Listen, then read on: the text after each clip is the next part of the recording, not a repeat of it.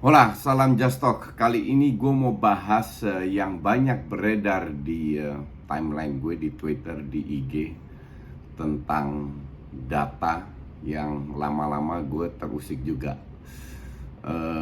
Tapi sebelum kesana gue ingin mengucapkan terima kasih sebesar-besarnya, sebanyak-banyaknya atas pencapaian 400.000 subscriber plus. Jadi untuk yang sudah subscribe 400.000 tersebut, terima kasih banyak sudah mengikuti Just Talk, dan semoga ya kalian punya pikiran yang berbeda. Jadi tidak melihat sepak bola itu hanya trofi, hanya menang kalah itu untuk kardus. Oke? Semoga ke 500 ribunya lebih cepat lagi. Jadi gue bikin judul ini, video ini bukan untuk kardus, bukan untuk data warrior, dan juga bukan untuk pandit komputer. Kenapa gue bikin video ini? Karena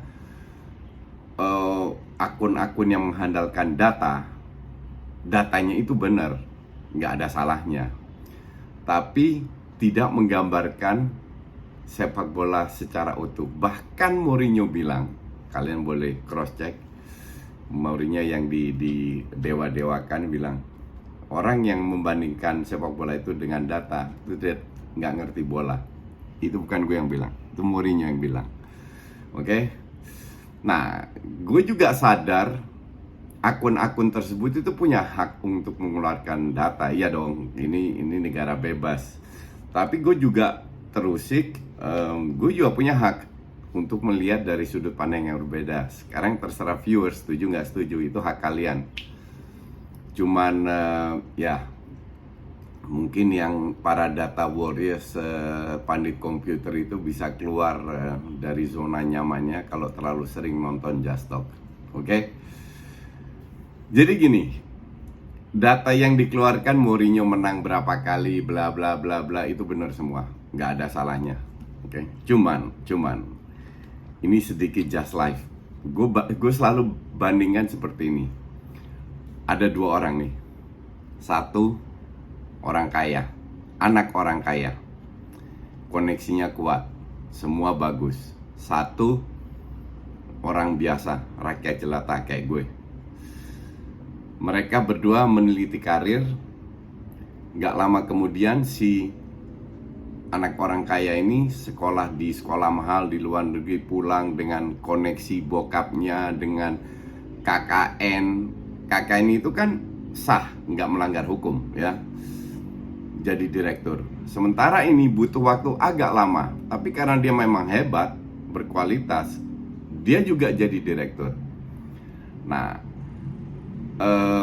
sebenarnya kan pilihan simple. Kalian pilih yang cara anak orang kaya ini atau cara rakyat jelata ini kayak gue, ya kan?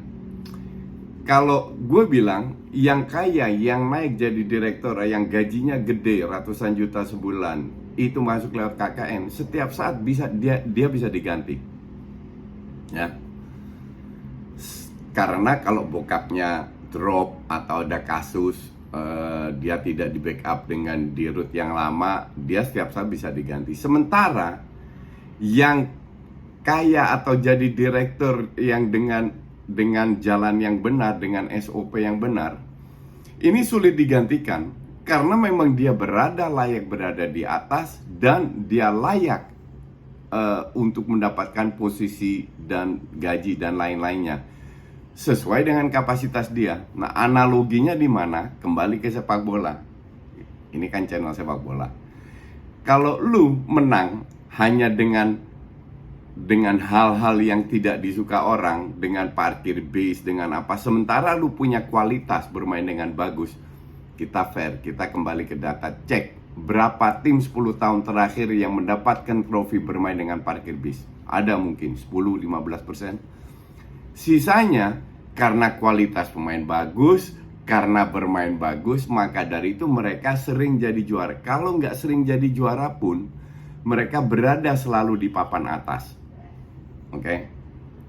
Jadi gue prefer cara bermain si anak ini, anak rakyat jelata ini, untuk menjadi di atas, karena kalau dia jadi kaya, dia akan sustain tetap kaya terus. Sepak bola juga. Kalau lu lihat City, oke, City nggak pernah juara UCL, tapi ada berapa tim di Inggris yang 4 kali juara dalam 5 tahun terakhir? Long time ago. Oke, dan nggak banyak, dalam sejarahnya pun nggak sampai 5 pelatih bisa melakukan itu. Itu sebuah prestasi, ya kan? Kalau lu tidak juara pun, gue udah jelaskan di video gue, masuk final nggak juara, itu sebuah prestasi. Kayak si Liverpool nggak juara IPL, Chelsea nggak juara Piala Ciki sama Piala Kebo, tapi untuk masuk final itu kan sebuah prestasi. Mereka berjuang dengan permainan bagus, bukan dengan parkir bis. Oke? Satu.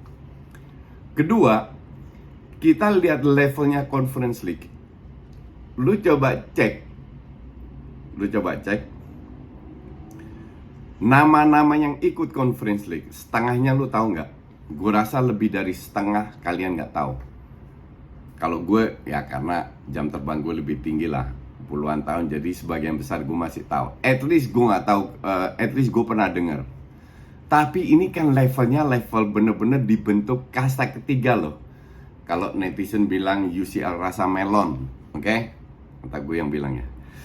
Jadi ini kasta ketiga. Lu kebayang nggak kalau klub kayak Real Madrid, Juve, Bayern Munchen, City menang Conference League? What would you say? Pasti lu ajar habis-habisan. Ya fair aja.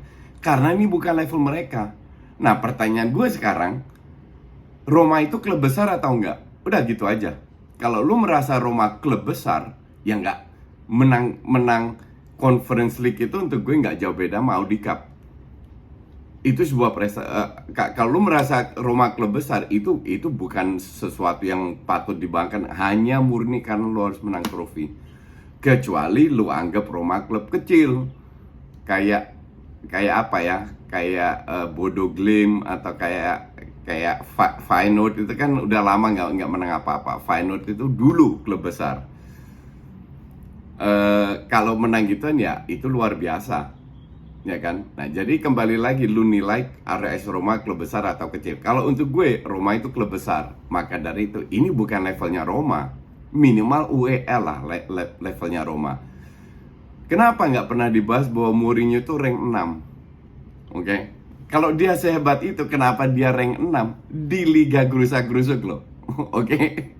Di Liga Serie A yang musim akan datang yang bukan sekarang, musim akan datang itu koefisiennya berada di rank 4 di Eropa, rank 6 WL. Jadi untuk gue, bukan masalah gue tidak bahas permasalahannya menang liga atau enggak. Hanya gue merasa kewajiban gue untuk mengimbangi data-data yang beredar. Karena untuk gue proses itu penting. Proses untuk mendapatkan sesuatu itu penting. Tidak hanya dalam sepak bola, dalam kehidupan sehari-hari juga. Pada saat proses lu benar, lu akan berada di papan atas. Contoh paling bagus ya City sama Liverpool lah, Klopp sama Pep lah. Prosesnya benar, pemilihan pelatih benar, pemain benar, strateginya benar, sesuai dengan kapasitas mereka. Nggak tiap tahun mereka juara, oke? Tapi mereka selalu berada di papan atas, seperti klub-klub besar lainnya. Kecuali lo anggap klub lu klub kecil, jadi sekali-sekali juara, habis itu berapa tahun drop, nothing, nggak kelihatan. Nah itu sangat happy, biasa kalau lo happy. Ya sama kayak AC Milan lah. AC Milan untuk gue itu levelnya Ruud Gullit, Van Basten, Rijkaard. Selalu harus bisa bersaing di papan atas. Tapi kalau setelah 11 tahun jadi juara, fansnya happy, ya gue paham. Nggak ada gue salahin sama sekali. Cuman lu harus lihat caranya. Kalau cara kayak begini ya gue nggak tahu Serie A tahun depan itu seperti apa ya. Ternyata Milan bisa juara dengan cara bermain gerusak-gerusuk ini. Dan orang membandingkan miskin taktik dengan menang trofi itu nggak ada hubungannya sama sekali. Kenapa? Karena tergantung kualitas di lapangan. Kalau kualitasnya Madrid ya, mau main apa aja bisa. Pemain-pemain ini udah mayoritas menang 3 Champions League kan, pemain inti yang sekarang masih main. Jadi itulah gue kenapa bikin judul seperti itu, karena untuk gue ya kalau lu mau melihat sepak bola dari sisi yang berbeda, lu nonton Just Talk. Tapi kalau lu taunya cuman menang trofi, jangan nonton, ntar lu jadi pintar, bahaya itu.